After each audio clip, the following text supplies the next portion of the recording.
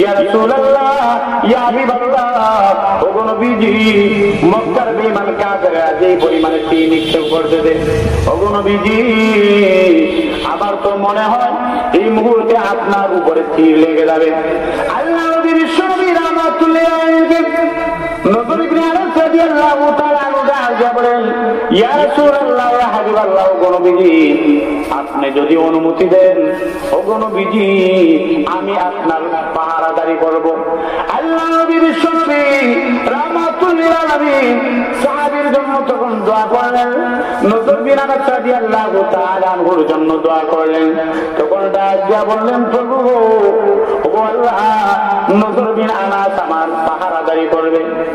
ওগো আল্লাহ, নজর ইবনে আনাস আমার হেফাজতের দায়িত্ব নিয়েছে। প্রভু,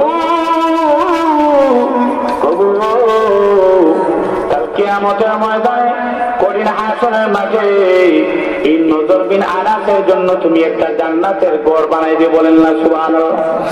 ওগো রব্বুল আলামিন, নজর ইবনে আনাস আমার পাহারাদারি করবে।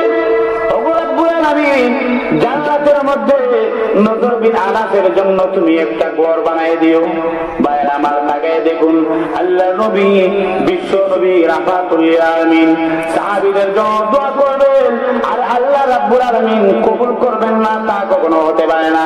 বিশ্ব নবী যেই দোয়া করবেন, এই দোয়া করার সঙ্গে সঙ্গে মহান আল্লাহ কবুল করে নেন। বিশ্ব নবী যদি দোয়া করেন, এই দোয়া কবুল করেন, বদদোয়া কবুল করে নেন। লক্ষ্য করে দেখুন, নজর ইবনে আনাস রাদিয়াল্লাহু তাআলা বিশ্ব নবী রাহমাতুল্লিল আলামিনের পাশে দাঁড়ায় আছেন, দেয়াল হয়ে গেছেন, বিশ্ব নবীর জন্য ডাল স্বরূপ দাঁড়ায় আছেন। আল্লাহু আকবার কবীরা।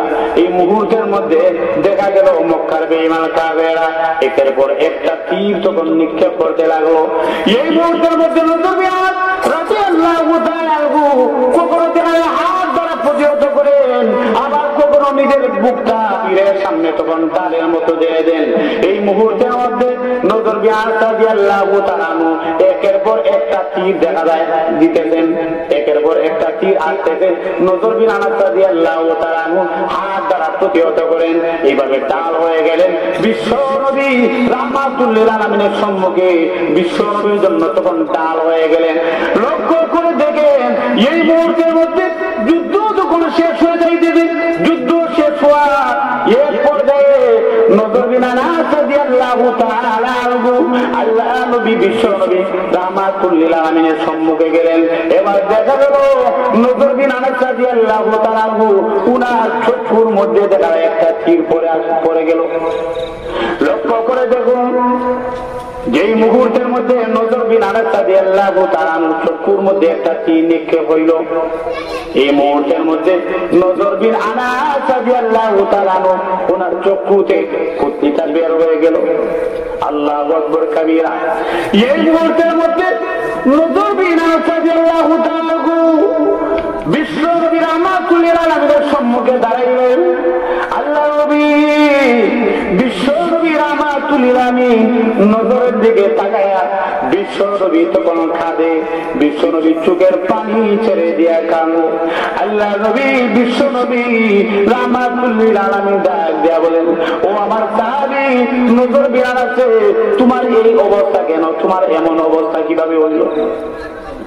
নজর ইবনে আনাস রাদিয়াল্লাহু তাআলা ডাক দিয়া বলেন, ইয়া রাসূলুল্লাহ, ইয়া হাবিবাল্লাহ, নবী গো, মক্কার বেঈমান কাফেররা আপনার দিকে অসংখ্য অগণিত তীর নিক্ষেপ করতেছিল। ইয়া রাসূলুল্লাহ, ইয়া হাবিবাল্লাহ, ওগো নবীজি, মক্কার বেঈমান কাফেররা যখন ডান দিকে যখন তীর নিক্ষেপ করে, আমি আপনার জন্য ডান দিকে তখন ডাল স্বরূপ হয়ে যায়। ইয়া রাসূলুল্লাহ, বাম দিকে যখন তীর নিক্ষেপ করে, বামে তখন আমি আপনার জন্য ডাল হয়ে যায়। ওগো নবীজি, হঠাৎ করে মক্কার বেঈমান কাফেররা যখন একটা তীর মারলো, এই তীরটা আমার চোখের মধ্যে গেঁথে গেল। ইয়া রাসূলুল্লাহ, ইয়া হাবিবাল্লাহ, ওগো আল্লাহর নবী, এই যে দেখেন আমার হাতের মধ্যে আমার চোখের পুতলিটা রয়েছে। আল্লাহু আকবার কবীরা। চক্ষু থেকে তখন জোর জোর করে টপ টপ করে রক্ত বাইর হইতেছে। ভাই আমার লক্ষ্য করে দেখো, এই মুহূর্তের মধ্যে ওই সাহাবী নজর ইবনে আনাস রাদিয়াল্লাহু তাআলা আনহু আল্লাহ নবী বিশ্ব নবী রাহমাতুল্লিল আলামিনকে তখন ডাক দিয়া বলেন, ইয়া রাসূলুল্লাহ, ইয়া হাবিবাল্লাহ, ওগো নবীজি, আমি নতুন মাত্র বিবাহ করেছি। ইয়া